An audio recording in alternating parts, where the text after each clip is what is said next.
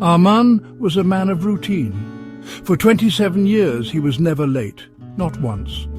The station clock governed his life, its ticks a familiar heartbeat. His uniform was always crisp, smelling faintly of polish and duty. The platform, his domain, knew his steps intimately. Each morning began the same way, a precise dance of signals and schedules. He moved like a well-oiled part of the station itself, a human cog in the grand machine of arrivals and departures. He never questioned this existence. It was simply the way things were, solid and unchanging. On his wrist, a silver watch. It was his father's, a war hero, his father. The watch was more than a timepiece, it was a connection, a tangible piece of a man he barely remembered, yet deeply revered. This watch had seen battles, witnessed history unfold in smoke and fire. Now, in peace, it witnessed the daily ballet of trains. Its tick was a steady, reassuring pulse against arm and skin. He often found himself touching its cool metal surface, a silent acknowledgement of its presence, its story. He felt its history. The watch was his faithful guide.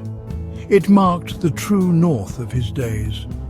From the shrill whistle of the first morning train cutting through the dawn mist, to the final weary sigh of the last train's brakes, late into the night, its hands moved with an unwavering, mechanical certainty. Arman placed his trust in it, a faith more profound than he held for most people. It was a silent, loyal companion, a legacy of time and duty passed from father to son. A responsibility he shouldered without complaint, each tick a reminder. But today felt different. This was his last day. The air in the station seemed to crackle with an unfamiliar energy. Lighter, perhaps, or was it heavier? He couldn't quite decide. 27 years. A lifetime, it seemed, spent listening to the rhythm of the rails. The watch on his wrist ticked on, its rhythm unchanged by the significance of the day. Yet Arman sensed a subtle shift within him, a faint whisper from within its gears. A premonition, formless and fleeting, that he couldn't grasp. The station waited, he waited. Time waited. The afternoon sun cast long skeletal shadows across the empty platform. The 4:45 p.m. express was due any moment. He glanced at his wrist, an ingrained habit, a reflex born of decades. The silver watch, his father's watch. He anticipated the familiar, precise sweep of the second hand, the steady, reliable march towards the train's imminent arrival. But something was wrong, terribly, inexplicably wrong. The kind of wrong that stops your breath, that makes the world tilt on its axis. He knew it instantly. Its hands were perfectly still, frozen. He blinked, disbelieving. He looked again, harder this time. 4:46 p.m. The watch had stopped. This had never happened before, not ever.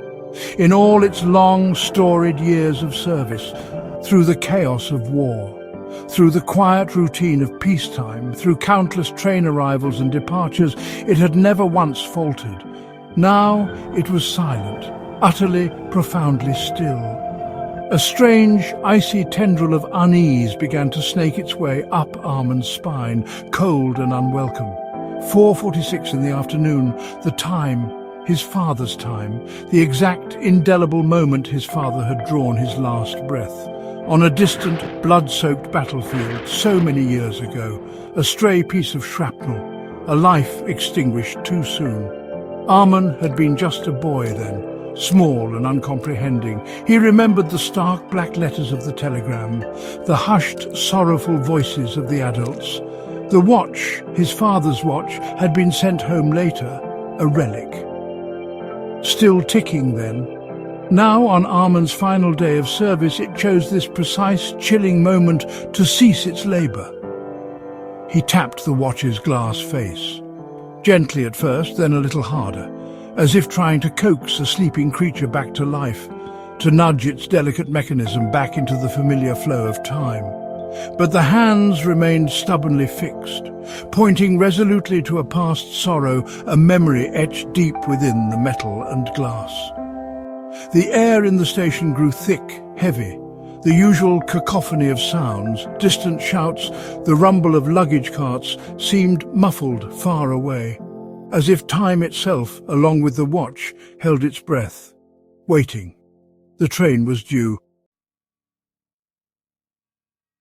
Arman raised his gaze, peering down the gleaming empty tracks. They stretched into the hazy afternoon distance, silent and still. There was no telltale rumble in the earth beneath his feet, no approaching headlight piercing the dimming light. Only a profound, unsettling silence filled the station. The 4:45 p.m. express. It was never late, not on his watch, not under his meticulous supervision, not ever in 27 years of dedicated service. But today, his father's watch was still, and the train, it seemed, was gone. Or perhaps had never been coming at all. Panic, a cold, slithering serpent, began to uncoil within his chest. This was simply not possible. His perfect record, 27 years of unwavering punctuality, unblemished by delay or error. The station, usually a place of comforting order and predictable rhythms, suddenly felt vast, cavernous, empty, like a forgotten stage after the play has ended and the audience departed. He strained his ears, desperate for any sound. A distant whistle, the familiar clang of wheels on steel. But there was nothing, only the mournful sigh of the wind, whispering secrets through the station's old dusty eaves. He walked slowly to the very edge of the platform. His worn leather shoes made hollow, echoing sounds on the concrete surface. The sun was lower now, dipping towards the horizon, casting an eerie orange glow over everything.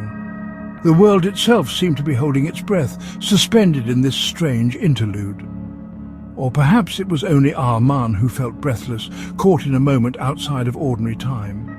He felt a strange, unsettling detachment, as if he were an actor watching himself in a bizarre, silent film, the meticulous station master, confronted by an impossible, silent void, a missing train, a stopped watch. Had he dreamt it all? The long years of precision, the unwavering, predictable schedule that had defined his entire adult life. The very existence of the 4:45 p.m. express, a train he knew like his own heartbeat. The station seemed to mock him now in its sudden, profound emptiness, its stillness a stark mirror reflecting his own sudden, overwhelming bewilderment and confusion. The train had simply vanished into thin air, it seemed, or perhaps it had never been due to arrive at all. Perhaps time itself had frayed at the edges like an old worn tapestry, unravelling slowly, thread by thread, leaving him stranded.